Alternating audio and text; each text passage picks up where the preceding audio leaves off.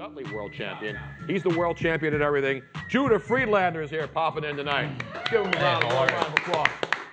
He's got his water. Yeah. What's going on, Hello, man? how are you? How you doing? World You're not a world bleeping champion, though. That's what Chase Utley said when the Phillies won the World Series in 2-8. Did you steal that from him? No, but he's been texting me for years. He's a good guy, and I've given him a lot of pointers over the years. Baseball is my main game, so. I thought you were soccer was your main game. But as far as athletically, I'd say baseball. I'm the best. Are you really? Because you're a world champion. Because I've seen you interviewed, and people always say world champion at what? Of the world, World champion. Not math or reading. Math and reading are my only three weaknesses. I don't know if anyone's good at math. Tony's horrible at math, so you guys are. Yeah, those are the only areas I'm not good. That's why I'm a little pissed off about bowling. Too much math involved in that sport. You're right, but now they do it electronically, so you don't have to keep score anymore. Things have changed. Yeah, and I use the rubber bump. You use the bumpers too, so you don't have to get gutter. Oh, I don't use those. Now I saw you on like Fox Sports 1. You're a big soccer guy too, yeah, right? Soccer and ping pong are my two main sports. It's true. I have a couple friends on the Olympic team. Both with balls, Yeah. No, but I actually saw you dribbling a ball and you kicked it up in the air and you caught it on the back of your neck. Yeah, that was fun. That was live too, right? Yeah, that was fun. There are people who play soccer that can't do that. It's true. Did you practice? Have you heard of Pele? I've heard of him, yes. Yeah, I remember when He's soccer was huge back in the 80s with the Cosmos, remember? Yeah, he played for the the That's when soccer Cosmos. was supposed to be big in this country. And then it's like hockey. They have an Olympic gold medal, and hockey is big in Philly and some other cities, but traditionally it's still not, a super popular sport. Yeah, it's getting bigger though, No, you're a good hockey player too, right? I'm banned though. Last time I played, I skated too fast. The rink melted and the team drowned. So, a lot of sports they can't do. It's just too athletically superior, I guess. Now, 30 Rock, that had to be fun, right, doing that show? It's okay. But, I'm glad Tina Fey got the chance to work with me. And, she's a local Philly area girl, too. Great girl. Yeah, she is. For real, that was a really good experience doing that show. No joke. But you're mostly a comic, though, right? Would you call yourself, other than a world champion, how would you describe what you are? I would say sex symbol first. Mm-hmm. I totally get that. Tied with athlete. Mm-hmm. And then above that, comedian.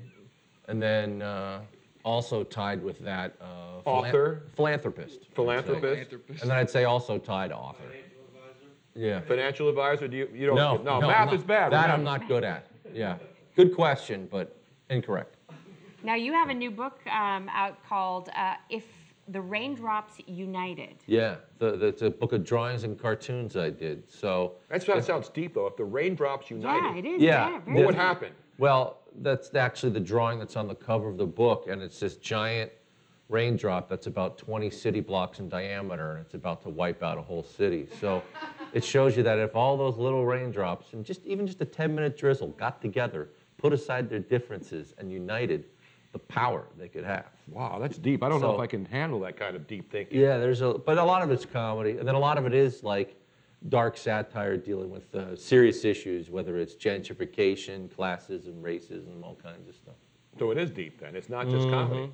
Yep. But there's comedy involved in the book, right? It's actually that's comedy. a great way to talk about deep issues is through comedy, though. I mean, there's a lot of topics that comics take on. Well, actually, that's a good point. When it comes to comedy, I never go for the easy joke. I always like finding comedy in dark places. So, a lot of my stand-up act is dark and twisted. And so when I talk about big issues, I like going to places where people are uncomfortable, and finding laughter out of it, You're on a tour now. You're going because you're doing, because most comics don't do Wednesday, Thursday, Friday, and Saturday when they go to the city, right? They just do a couple nights. Well, I'm also homeless. So, okay.